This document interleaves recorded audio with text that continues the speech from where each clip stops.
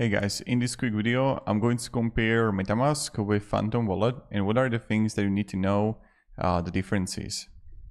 So first thing first, the Phantom Wallet is designed specifically for the Solana blockchain. It's fast, lightweight, and built for Solana-based tokens, NFTs, and DeFi apps. So that's for the Solana. The Metamask, on the other hand, is the most popular wallet for the Ethereum ecosystem. It supports Ethereum, ERC20 tokens, and even the layer 2 solutions like Polygon and Binance Smart Chains. So that's for the Metamask. Now, what are the main differences now? So the Phantom Wallet supports only Solana blockchain and its native SOL tokens, perfect for Solana NFTs, DeFi apps, and transactions. On the other hand, with Metamask, Ethereum and Ethereum-based tokens, it supports layer 2 networks, Polygon, Arbitrum, and Optimism, and other MVP-compatible chains like Binance Smart Chain and Avalanche.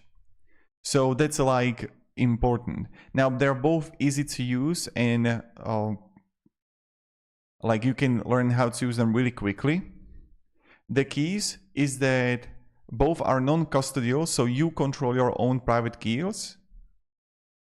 And then the features on Phantom Wallet, you're going to have the built-in swaps for Solana tokens, integrated NFT support, low transaction fees.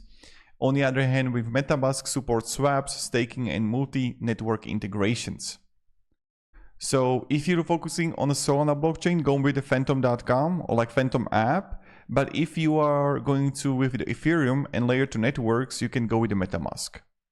So that's are the main differences between these two.